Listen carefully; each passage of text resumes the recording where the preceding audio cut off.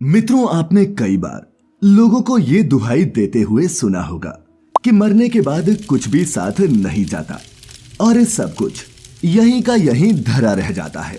दोस्तों, यहाँ अधिकतर लोग इसी को सत्य समझते हैं, लेकिन आपको बता दूं कि ये कथन बिल्कुल भी सत्य नहीं है, क्योंकि हमारे धर्म ग्रंथ 3 ऐसी चीजों के बारे में बताते हैं जो हम जन्म के साथ लेकर आते हैं और मरने के बाद भी अपने साथ लेकर जाते हैं।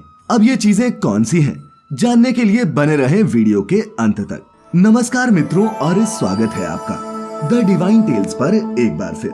मित्रों, हमारे हिंदू धर्म शास्त्रों की माने तो मनुष्य कभी भी खाली हाथ इस मृत्युलोक से लौटकर नहीं जाता, और वो हमेशा 3 चीजों को अपने साथ लेकर जाता है जिसे उसने अपने पूरे जन्म में अर्जित किया है।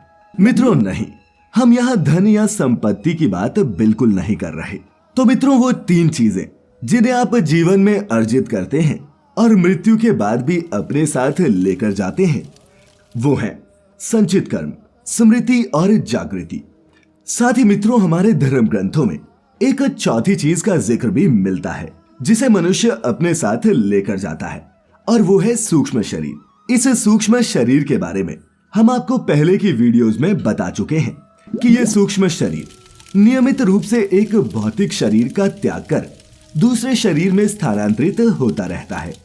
ये सूक्ष्म शरीर ही है जो जन्म जन्मांतरों के शुभ और अशुभ संस्कारों का वाहक होता है, और इसी को हमारे अच्छे या बुरे कर्मों की सजा भी मिलती है। लेकिन मित्रों, इसके अलावा जिन 3 चीजों के बारे में हमने आपको बताया, संभवतः आप इन चीजों को अच्छे से नहीं समझ पाए होंगे। तो चलिए सर्वप्रथम सबसे पहली चीज यानी कि संचित कर्म के बारे में जानते हैं। संचित कर्म। मित्रों, संचित कर्मों को जानने से पहले आपको संस्कार को समझना होगा।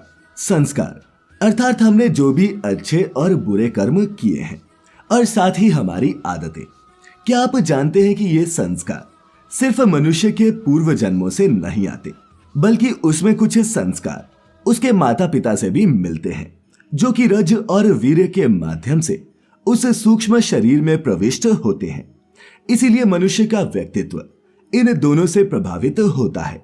दरअसल ये संस्कार ही होते हैं जो प्रत्येक जन्म में संग्रहित होते चले जाते हैं, और अंत में इन कर्मों का, चाहे वो अच्छे रहे हो या फिर बुरे, सभी का एक विशाल भंडार बनता जाता है। कर्मों का यही विशाल भंडार संचित कर्म कहलाता है। इसीलिए जब एक व्यक्ति मरता है तो अपने इन संचित कर्मों के साथ साथ इस जन्म के कर्म भी इकट्ठा करके अपने साथ ले जाता है, और अंततः इन संचित कर्मों का एक छोटा सा हिस्सा ही उसे नए जन्म के रूप में भोगने को मिलता है, और इसे प्रारब्ध कहते हैं। अर्थात ये प्रारब्ध कर्म ही उस सूक्ष्म शरीर के होने वाले नए जन्म की योनि व उसमें मिलने वाले सुख दुखों के भोग को निर्धारित करता है।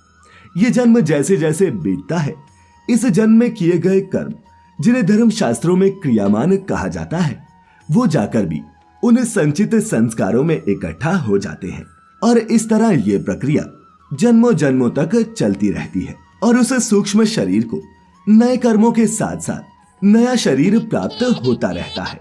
और मित्रों, वो दूसरी चीज जिसे हम मृत्यु के बाद भी अपने साथ ले जाते हैं, वो है स्मृति।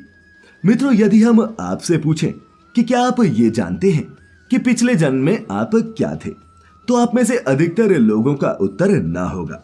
हालांकि कुछ लोग पिछले जन्म की कुछ स्मृतियां याद होने का दावा करते हैं, जिन पर कम ही विश्वास किया जा सकता है। लेकिन क्या आप जानते हैं कि वो सही भी हो सकते हैं? वो कैसे? आपको बता दें कि प्रत्येक व्यक्ति के पास अपने पिछले और इस जन्म की कुछ खास स्मृतियां संग्रहित होती हैं, जो कभी समाप्त या फिर नष्ट नहीं होती। और इसका एक सटीक उदाहरण है गीता उपदेश के दौरान भगवान कृष्ण द्वारा कही गई वो बात, जब वो अर्जुन से कहते हैं कि हे अर्जुन, तुझे अपने अगले और पिछले जन्मों का कुछ याद नहीं, लेकिन मुझे अपने लाखों जन्मों की स्मृति है। और क्या तुम जानते हो कि लाखों वर्ष पूर्व भी तू था और मैं भी था। यही नहीं, किस जन्म में तू क्या था मुझे ये भी ज्ञात है।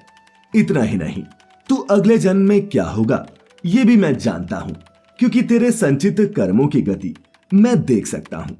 अब आप ये सोच रहे होंगे कि वो तो भगवान थे, इसीलिए उन्हें इन तथ्यों का ज्ञान रहा होगा।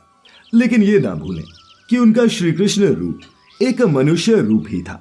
भले ही ऐश्वर्य शक्तियों से परिपूर्ण होने के कारण उन्हें यह स्मृति ज्यादा स्पष्ट रही हो, लेकिन एक आम जनमानस में भी जन्म के साथ पिछले जन्म की कुछ स्मृतियां आती हैं, जिन्हें वो धीरे धीरे भूल जाते हैं।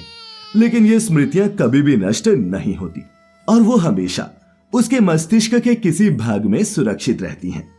इसी तरह इस जन्म की कुछ स्मृतियां भी उसके अगले जन्म तक जाती हैं। तीसरा है जागृति। मित्रों, तीसरी चीज यानी कि जागृति को समझने में आपको थोड़ी कठिनाई हो सकती है।